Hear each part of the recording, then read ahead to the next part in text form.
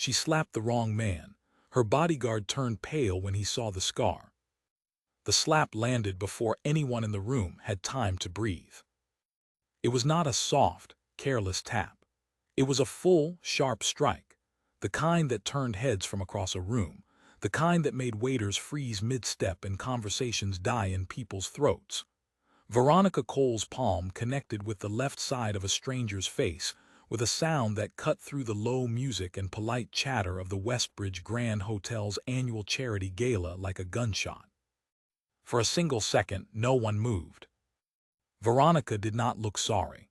She stood with her chin raised, her champagne-colored gown catching the light of 3 crystal chandeliers above her, and she stared at the man she had just struck as though she was waiting for him to apologize. Her dark hair was pinned perfectly behind her ears. Her posture was straight. She looked in that moment like someone who had done this before and fully expected the world to agree with her. The man she had struck did not step back. He did not raise his hand to his cheek. He did not make a sound. He simply turned and looked at her fully, quietly, without a single trace of the shock or anger that any other person in his position would have shown. His eyes were steady and dark, the kind of eyes that did not ask questions because they already knew the answers. He was not a small man. He was broad through the shoulders, and his plain dark suit had no brand name stitched into the collar, no pocket square, no cufflinks. Everything about him said he had dressed to disappear into a room, not to be seen in it. And yet, now that every eye in the Westbridge Grand was fixed on him, he stood completely still, as though the attention meant nothing to him at all. Veronica's voice came next, low and tight with irritation. "You do not bump into me and say nothing," she said. "Do you have any idea who I am?" The man looked at her for exactly 3 more seconds. Then he turned and walked away. He did not hurry. He did not look back. He moved through the stunned crowd the way water moves around stone, without effort, without apology, and the guests parted for him without quite knowing why. Within moments, he had crossed the length of the ballroom and stepped through a side door, and then he was simply gone. The room exhaled. Veronica turned to her left, where her head bodyguard, Owen Gray, had been standing exactly 1 step behind her all evening. Owen was 38, former military police, a man who had been protecting the Cole family for 6 years without a single incident worth writing down. He had broad shoulders, a clean shave, and a habit of scanning every room within the first 90 seconds of entering it. Veronica trusted him the way she trusted electricity. She never thought about it, she just expected it to work. But Owen was not scanning the room. He was staring at the door the man had just walked through, and his face had changed in a way that Veronica had never once seen in 6 years of working beside him. He had gone pale. Not the pale of a man who was cold or unwell. This was something different. This was the pale of a man who had just seen something that rearranged his understanding of the last 30 seconds entirely. His jaw was tight. His eyes were locked on that door, and his right hand, which usually hung loose and easy at his side, had stiffened into something that was almost a fist. Veronica noticed. She always noticed things about the people in her orbit. "Owen," she said. He did not answer immediately.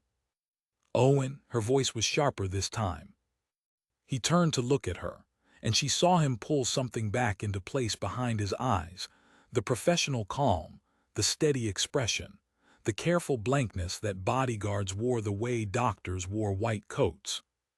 "It's fine," he said. "Are you all right?" "Of course I am," she said. "Who was that man? I want his name taken off the guest list. I want him removed from the building." Owen looked at the door again, just once quickly and then back at her. "I'll handle it," he said. But something in the way he said it told Veronica, even then, even in her irritation, that handling it was the last thing Owen Gray intended to do. The rest of the evening passed without incident. Veronica moved through the gala the way she always did, accepting compliments, holding her champagne glass at the perfect angle for photographs, nodding at the right people and looking past the wrong ones. She donated a generous amount to the Children's Hospital Fund that the gala had been organized to support, and she made sure to smile when the photographer captured it. By the time her car pulled away from the Westbridge Grand at 11:45, she had almost pushed the incident from her mind entirely. Almost. Owen sat in the front passenger seat. Her second guard, a younger man named Philip Bowen, drove. Neither of them spoke. Philip was used to silence on the drives home. Veronica often spent them on her phone, and Owen often spent them watching the road behind them in the side mirror. But tonight the silence in the car felt different. It had weight to it. Veronica looked at the back of Owen's head. "You saw something," she said. Owen did not turn around, just watching the room. "You weren't watching the room, you were watching that door." She paused. "You went pale, Owen. I have never seen you go pale." A long quiet. "The man had a scar," he said finally, his voice so low that Philip had to lean almost imperceptibly forward to hear it. Below his left ear, small, crescent-shaped. Veronica waited. "I recognized it," Owen said, and then he said nothing more for the rest of the drive. Later that night, in the parking structure beneath Veronica's building, after she had gone upstairs and the two men were left alone beside the car, Philip turned to Owen in the dark. "Tell me," Philip said. Owen leaned against the car. He looked at the ceiling of the parking structure for a long moment, as though deciding how much to say. Then he said, "That scar doesn't come from an accident. It doesn't come from a street fight or a surgery gone wrong. That scar is a field mark. I've only ever seen it on 3 people in my life, and every one of them worked deeper in the dark than I ever did." Philip stared at him. "What kind of dark?" Owen pushed off the car and started walking toward the elevator. "The kind," he said quietly, "where slapping the wrong man doesn't just embarrass you, it puts you on a map." He pressed the button. The elevator doors opened. He stepped inside and let them close behind him, and Philip stood alone in the parking structure, the hum of the fluorescent lights the only sound, trying to understand what had just happened at a charity gala where a woman in a champagne dress had raised her hand and struck a man who, apparently, the rest of the world had every reason to believe did not exist. Philip did not sleep that night. He lay in his small apartment 3 miles from Veronica Cole's building and stared at the ceiling, and thought about the way Owen had looked at that door. In 6 months of working alongside Owen Gray, Philip had never seen the man startled. Owen could stand in the middle of a fire alarm and look bored. He had once stepped between Veronica and a man twice his size who had gotten too close at a private dinner, and he had done it with the calm of someone moving a chair out of the way. But tonight, Owen had gone pale at the sight of a scar. Philip got up at 5 in the morning, made coffee, and sat at his kitchen table trying to reconstruct the moment. He had not seen the man clearly. He had been positioned near the entrance of the ballroom when the incident happened, too far away to study the man's face. He had seen the height, the dark suit, the stillness. He had seen Veronica raise her hand and the man not react. And then he had watched Owen, and he had seen something on Owen's face that he could not name but could not stop thinking about. He called Owen at 6:15. Owen answered on the second ring, which meant he had not been sleeping either. "The scar," Philip said. "Tell me what it means." A pause. Then Owen said, "Meet me at the coffee place on Birch Lane, 8 o'clock. Don't drive your own car." Philip almost asked why he shouldn't drive his own car. Then he decided that was probably not a question worth asking right now. He took a bus. Owen was already at a corner table when Philip arrived. He had a cup of black coffee and a newspaper that he was clearly not reading. He looked exactly as he always looked: pressed shirt, careful eyes, no expression worth nodding. But Philip had learned in 6 months to read the small things, and the small things told him that Owen had been sitting with something heavy since last night. Philip sat down. He ordered nothing. He waited. "Before I worked for the Cole family," Owen said, without preamble or greeting, "I spent 4 years in a specialized security unit that operated across West Africa. Not military, not exactly government. The kind of unit that exists on paper only in the sense that the paper is kept in a place where no one asks to see it. Philip said nothing. He had known Owen had a history before private security work. He had not known the shape of it. We worked alongside people from a dozen different agencies and networks, Owen continued. Some of them were ours, some of them weren't exactly. Some of them were freelance, which in that world means something very different from what it means here. He turned his coffee cup once in a slow circle. There were people in that world who carried marks, not tattoos, not badges. Field marks, specific scars in specific places, made deliberately, that told anyone who knew what they were looking at exactly who they were dealing with. Philip kept very still. The crescent scar below the left ear, Owen said, belongs to a group of operatives who came out of a specific operation in 2017, an extraction, one of the most dangerous operations of that entire period. I won't tell you where because it doesn't matter. What matters is that the men who came out of it alive, and not many did, were marked afterward, not as a ceremony, as a record.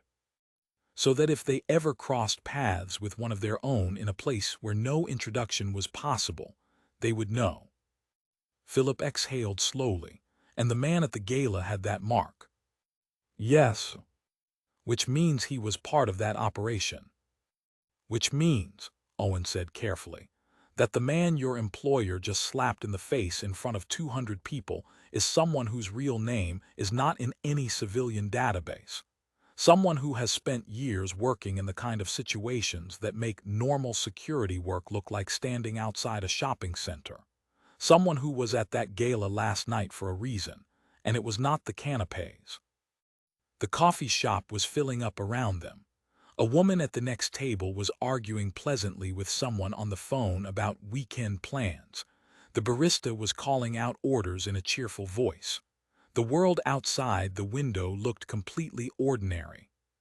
Philip thought about Veronica upstairs in her apartment right now, probably having her morning green tea and scrolling through her notifications, already half forgetting the man she had struck because he had already become irrelevant to her.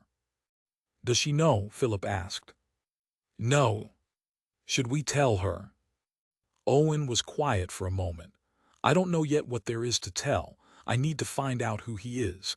I need to find out why he was there. He looked out the window. And I need to find out whether what happened last night changed anything for him.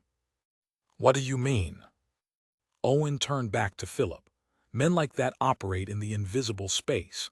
The moment they get noticed, the moment someone creates a scene around them in a room full of witnesses, it creates a problem. Not for us, for them. It means someone now has their face connected to an event. It means someone might ask questions. He paused. Depending on what he was doing at that gala, that slap might have been a very significant problem. Philip sat with that for a moment. Then what do we do? He asked. We find out who he is, Owen said, quietly, without telling Veronica, because if I'm right about the scar, then the worst thing we can do right now is draw any more attention to what happened last night. He stood up, left a folded bill on the table, and picked up his newspaper. And Philip, he said, not looking back. Yes. Delete last night's security footage from your personal phone. Whatever you recorded, delete it. Philip stared at the back of his coat as he walked to the door. Then he took out his phone, went to his gallery, and deleted the short clip he had taken during the commotion at the gala. He watched the little progress bar complete. He put the phone back in his pocket. Outside, a bus rolled past. A child on the pavement was laughing at something her mother had said. A delivery driver was unloading boxes from a van with a bored, efficient rhythm. Philip looked at all of it and thought, none of these people know that last night, in a ballroom full of well-dressed strangers, a woman in a champagne dress reached out her hand and accidentally touched a live wire. Owen spent the next 3 days making quiet inquiries through channels that had no name and no official address. He did not use his work phone. He used a separate line that he kept for matters that had nothing to do with protecting Veronica Cole's daily schedule. He made 2 calls and sent one carefully worded message to a contact whose identity he had never shared with anyone in his current life. On the 3rd day, the contact called back. Owen sat in his car in a multi-story car park with the windows up and listened. When the call ended, he sat there for a long time without moving. The man at the gala was registered under the name Andrew Croft, British national according to the gala's event records, listed profession, private consultant. It was the kind of vague, unverifiable description that could mean anything and therefore told you nothing. But Owen's contact had gone further than the event records.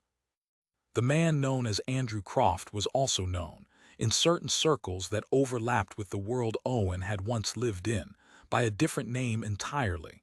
His operational name, the name he had carried for the better part of a decade, was simply Lorne. No last name, just Lorne. And Lorne, Owen's contact told him, was not a consultant in any ordinary sense. He had begun his career in British military intelligence, left under circumstances that were never fully explained in any document Owen's contact could access, and had spent the following decade operating independently across multiple countries, working cases that were connected to organized networks of crime and exploitation. He had worked with Interpol on 2 occasions, anonymously. He had assisted 3 different national law enforcement agencies in ways that were never publicly acknowledged. He had been reported dead twice, once in 2018 and once in 2020, and both reports had been deliberate. The crescent scar confirmed everything Owen had suspected.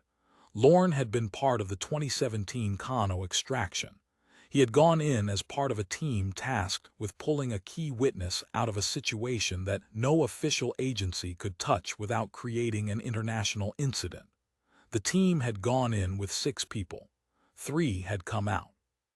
The 3 survivors had been marked, not by ceremony but by a medic who understood that in the world they operated in, recognition without introduction could one day save a life. Owen stared through the car park's concrete wall at nothing. Then his contact said the last thing, the thing that changed the shape of everything. Lorne had been at the Westbridge Grand Gala the previous Friday evening because he had been watching someone. Not Veronica Cole, not anyone in the Cole family or their circle. He had been watching a man named Gerald Osai, a property developer and philanthropist who attended the gala every year, who sat on the board of 4 charities and appeared in photographs with politicians and celebrities and smiling children in hospital wards. Gerald Osai, according to what Owen's contact had been quietly told by people who would not put their names to it, was connected to a network that used charity events and property deals to move money that had originated from some of the worst human suffering imaginable. He had been doing it for years. He was very careful. He was very well liked. And he was very good at standing in rooms full of important people and being exactly the kind of man that no one thought to look at twice. Lorne had been at the gala to observe him, to build a case, to gather the kind of quiet, patient evidence that would eventually support a legal effort to dismantle the network Gerald Osai was connected to. He had been there to be invisible. And then Veronica Cole had slapped him in the face in front of 200 witnesses. Owen sat in his car in the car park and thought about the expression on Lorne's face in the moment after the slap, that complete, controlled stillness. He had understood now what that stillness cost a man like that. Lorne had stood there in the full attention of a crowded room with years of careful invisibility at risk, and he had made the choice to simply walk away. No scene, no reaction, because making a scene would have made things worse. Owen thought about Veronica upstairs, drinking her green tea, already on to the next thing. He thought about the folder his contact had mentioned, photographs, documents, records of the work Lorne had done over the years. Camps, courtrooms, hospital wards. Children who were alive today, because of a man who had learned to carry a different name in every country he entered. Owen started the car. He needed to tell Veronica something. He did not yet know how much. By the end of the first week after the gala, the changes in Veronica Cole's life were small enough that she might have dismissed each one on its own. The property deal her father had been finalizing for months, a partnership with a development group in the south of the country, stalled without explanation. The development group's lead contact stopped returning calls. When Veronica's father's assistant followed up, she was told that the group was reassessing its external partnerships and would be in touch. They were not in touch. A woman named Claudia Hampton, who had been one of Veronica's closest social connections for 4 years, became suddenly and inexplicably difficult to reach. She replied to messages after long delays, with short, careful answers and twice declined invitations she would normally have accepted without hesitation. A journalist who had written a glowing profile of Veronica's charitable foundation the previous year reached out to say he was working on a follow-up piece. He asked questions that seemed straightforward: donation figures, partnerships, beneficiary organizations, but the angle of the questions felt different from the first time. He was interested in where money came from and where it went. None of these things, standing alone, would have made Veronica feel the particular unease that had begun to settle somewhere below her ribs over the course of that week. But together, they created a pattern she could not quite name but could not stop noticing. She was not a person who ignored patterns. She called Owen into her study on a Thursday afternoon and sat behind her desk and looked at him steadily. "Something is happening," she said. Owen sat in the chair across from her. "Tell me what you mean." She told him about the property deal, about Claudia, about the journalist. She laid each thing out neatly, the way she laid everything out, organized, precise, without drama. When she finished, Owen was quiet for a moment. "None of those things are necessarily connected," he said. "I know they're not necessarily connected," she said. "But I also know that the week they all happened in was the week after I struck a man at the Westbridge Grand in front of 200 people. And I know that you have been very careful not to say a single thing about that incident since the night it happened." Owen looked at her. "You know something," she said. "You have known something since that night, and I want you to tell me what it is." A long pause. Then Owen stood, crossed to the door of the study and closed it quietly. He came back and sat down. "Man at the gala," he began. "His name, for the purposes of what I'm going to tell you, is Lorne. That is the only name that matters, and I'm using it because it is the name that means something in the world he operates in." He paused. "He is not a private consultant. He is someone who has spent many years working on cases that official agencies cannot touch, cases connected to networks that operate beneath the surface of legitimate society. He was at that gala because he was watching someone. Building evidence, working towards something that could have taken years to complete." Veronica listened. Her expression did not change. "He was at that gala to be invisible," Owen continued. "What happened, the incident, it drew attention to him at a moment when attention was the one thing he could not afford. It did not destroy what he was working on, but it created a complication. It put his face in the memory of 200 people and connected it to a scene." Veronica was quiet for a moment. "And the things that are happening now," she said. "The deal, Claudia, the journalist." "I can't tell you with certainty that those things are connected to what happened at the gala," Owen said.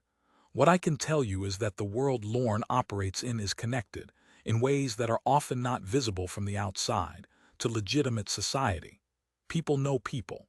Information moves through channels that don't look like information channels." He paused. "If someone in that world became aware that a scene had been created around Lorne, it's possible that they looked at who created it. It's possible that looking led to questions." Veronica sat very still behind her desk. She was a proud person. She had been proud for as long as she could remember, and she had been raised in a household where pride was considered a reasonable response to having things worth being proud of. Her father had money and influence and had used both to build a life of considerable comfort for his family, and Veronica had grown up understanding that the space she occupied was earned. The table she sat at was set for her. The doors that opened were opening because she had the right to walk through them. She had slapped a man because he bumped into her and did not immediately apologize. She had slapped him because she was irritated and because he was, as far as she was concerned in that moment, nobody. A face without a name. A body in her space that had not been invited there. She sat now with the understanding that the nobody she had struck in a ballroom had spent years doing things in silence that she could not have imagined, and that her moment of irritation had created a ripple that was now touching the edges of her own life. She did not like the feeling, but she was honest enough with herself to identify it correctly. It was not anger, it was not defensiveness. It was shame. She did not say that word out loud. She did not say anything for nearly a full minute. Then she said, "I want to meet him." Owen looked at her. "That may not be straightforward." "I understand that. I'm not asking for it to be straightforward. I'm asking you to find a way." She folded her hands on the desk. "And Owen, whatever you tell me about the things that are happening with the deal and Claudia and the journalist, I want the full picture, not the managed version, the full picture." Owen looked at her for a long moment. "All right," he said. Philip, who had been standing outside the study door and had heard enough of the conversation to understand its shape, moved quietly back down the hallway before Owen came out. He stood by the window at the end of the hall and looked down at the street below and thought about the way this story had begun, with a sound, in a ballroom, that had changed the air in the room, and the way it seemed to be gathering itself into something much larger than a single careless moment. He thought about what Owen had told him in the coffee shop, about maps and visibility, and the invisible space where men like Lorne lived and worked. He hoped, quietly and sincerely, that Veronica Cole was ready for what the full picture looked like. Owen took 4 more days to arrange it. He did not call anyone directly. He sent a message through his contact, the same one who had given him the information about Lorne's history, and the message was short and carefully worded. It said only that the woman involved in the incident at the Westbridge Grand was aware of the nature of the situation and wished to speak to the person affected, without witnesses, without agenda, at a time and place of his choosing. 2 days passed with no response. On the 3rd day, a response came back through the same channel. A time, a location, a single instruction: she comes alone. Owen argued against that.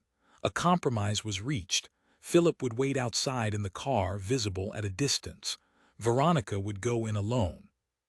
The location was a quiet cafe near the waterfront called the Anchor.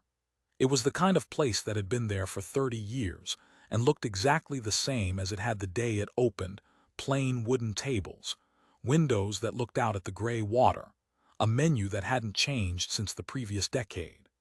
It opened at 7 in the morning and closed at 3 in the afternoon, and was almost entirely empty on weekday mornings after the breakfast rush.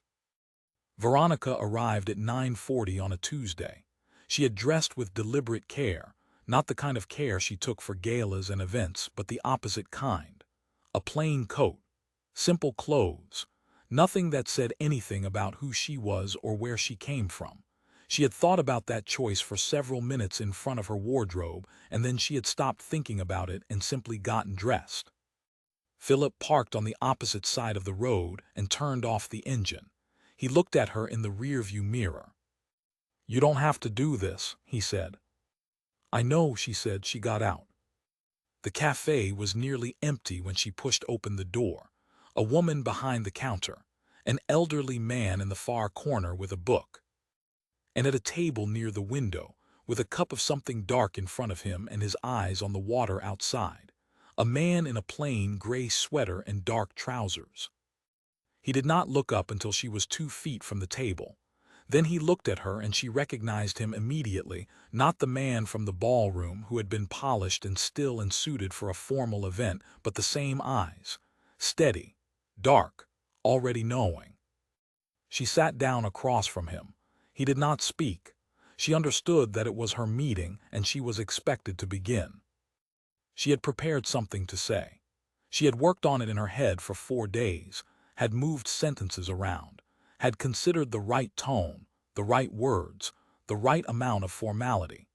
She had prepared something measured and articulate that expressed her understanding of the situation without excessive emotion, and communicated clearly that she was a reasonable person who had made a mistake and was addressing it. She forgot all of it the moment she sat down. What she said instead was simpler. "I didn't know who you were." He looked at her. "Most people don't," he said. His voice was low and even, a slight accent not strong, just enough to place him. "That's the point." "I understand that now." She paused. "I also understand that it being the point didn't make what I did acceptable. Regardless of who you are or what you do, I struck you, in public, without cause." He said nothing. "I came to say that directly," she said. "Not through a message, not through Owen. I came to say it to your face because I think you deserve that, and because I think anything less would be another way of telling you that you don't matter." Something shifted almost imperceptibly in his expression. Not warmth exactly, something quieter than that. "The work I was doing at that event," he said after a moment, "it wasn't finished. It isn't finished." "I know," she kept her voice steady. "Owen told me enough. Is it still possible, after what happened?" He turned his cup once on the table. "It's more complicated," he said. "The man I was watching became aware that something had happened that night. Not the nature of it, not that I was there with a purpose. But the incident drew enough attention that I had to step back from a position I had spent months building." He paused. "It set the work back. It didn't end it." Veronica received that information without flinching. She had told Owen she wanted the full picture, and she had meant it. "Is there anything I can do?" she asked. "Not to fix it. I understand some things can't be fixed from the outside. But is there anything within what I am able to offer that would be useful rather than harmful?" He looked at her for a long moment, not assessing her exactly, more as though he was deciding something that had already been decided and he was simply confirming it. "There are networks," he said quietly. "Not the ones you read about in the news, the ones that work in the space between things. They help people who come out of the situations I work to dismantle, people who have no documents, no money, no history that anyone will recognize. They need funding. They need connection to legitimate organizations that can provide legal support, medical care, safe housing." He looked at the water. "They don't need visibility. They need resources." Veronica nodded slowly. "Tell me who to contact." He looked at her. "These are not organizations that advertise." "I understand that. Tell me who to contact." Another pause. Then he reached into the pocket of his sweater and placed a small card on the table. A name, a phone number, nothing else. She picked it up. She looked at it. She put it in her coat pocket. "One more thing," she said. He waited. "The woman who came to my home, the one who brought the photographs," she paused. "Was that you sending a message?" He tilted his head slightly. "She came on her own. She has done work alongside me for several years. She makes her own decisions about when and how to speak." A brief pause. "But I knew she had gone." Veronica thought about the photographs, the camps, the courtrooms, the faces of people who had moved through the worst possible experiences and come out the other side of them alive because someone had decided, without being asked and without any expectation of recognition, to go into the dark and pull at the right threads. She thought about the sound her hand had made in the ballroom of the Westbridge Grand. She had read people her whole life. She was good at it. It was one of the reasons she had been effective in every professional room she had ever entered. And sitting across from this man now, in a plain waterfront cafe with the gray light coming through the windows, she understood something about him that she had not been prepared to understand. He was not angry with her. He had not come to this meeting to make her feel small or to receive an apology and let it satisfy something wounded in him. He had come because Owen had asked, and because a woman had sent photographs she believed in, and because somewhere in the calculation of someone who spent his life doing work that no one would ever write his name on, he had decided that this conversation was worth having. Not for himself, she understood that quite clearly. She didn't know for whom, maybe for no specific reason at all, maybe because he was the kind of person who showed up when someone asked, even when he had no obligation to. "I'm sorry," she said, and she meant it in the full weight of the word, not the social version, not the version people offered when they were sorry to have been caught, but the version that acknowledges that something real was damaged by something careless. He nodded once. "The work doesn't stop," he said, "because someone doesn't know what it is." He stood. He picked up his cup, carried it to the counter, said something brief and quiet to the woman behind it that made her smile, and walked out of the cafe without looking back. Veronica sat at the table for a few minutes after he left. Outside, she could see Philip's car across the road, the engine still off, the window cracked an inch. She reached into her coat pocket and held the small card. Then she put it carefully back and stood up. She walked out into the gray morning air and crossed the road to Philip's car and got in. He looked at her in the mirror. "All right," he asked. "Yes," she said, "take me home." He started the engine. They pulled out into traffic. Veronica looked at the water as they drove past it. The light on it was flat and calm. A few birds were working along the waterline, unhurried. She thought about the property deal, about Claudia, about the journalist asking questions about where money came from and where it went. She thought about all the charity events she had attended in her life, all the photographs she had stood in, all the money that had moved through rooms like the Westbridge Grand Ballroom on evenings exactly like the one a week ago. She thought about Gerald Osai, who sat on boards and appeared in photographs with politicians and smiling children, and who had been in that same room that same evening, and whom she had never thought to look at twice. She thought about the card in her pocket. When she got home, she went to her study, sat down at her desk, and opened her laptop.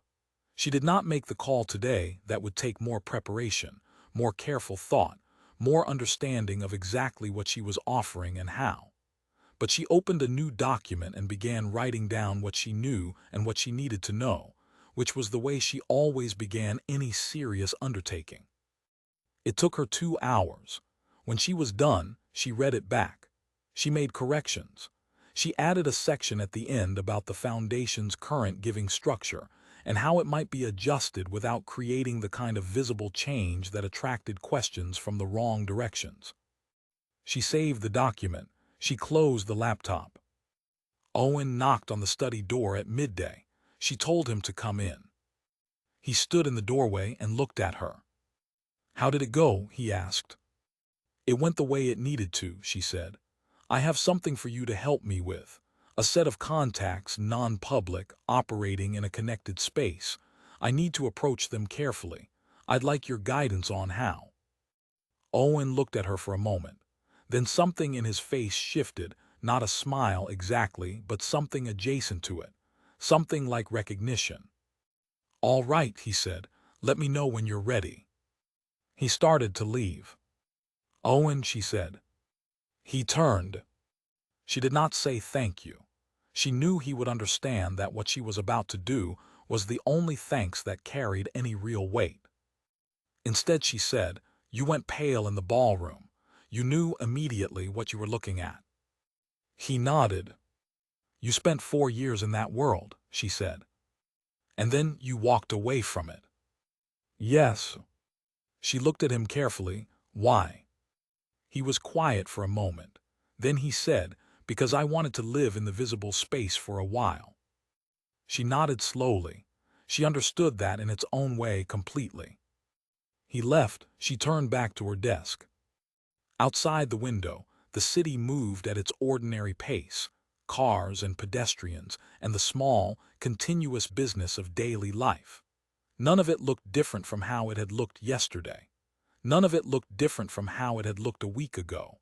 on the evening before a charity gala where a woman in a champagne dress had raised her hand at exactly the wrong moment. But Veronica Cole knew, sitting at her desk in the quiet of her study with a small card in her coat pocket and a document open on her screen, that she was not the same person who had walked into the Westbridge Grand that evening. She was not sure yet exactly what she was becoming, but she was certain of one thing: she was paying attention now, to the room, to the people in it, to the ones who stood in ballrooms dressed to disappear, doing work that no one would ever put their name on, to the ones who, when someone careless raised a hand at them in a crowd, chose stillness over reaction, not because they were weak, but because they understood that the work was bigger than the moment. She picked up her pen and turned to a fresh page.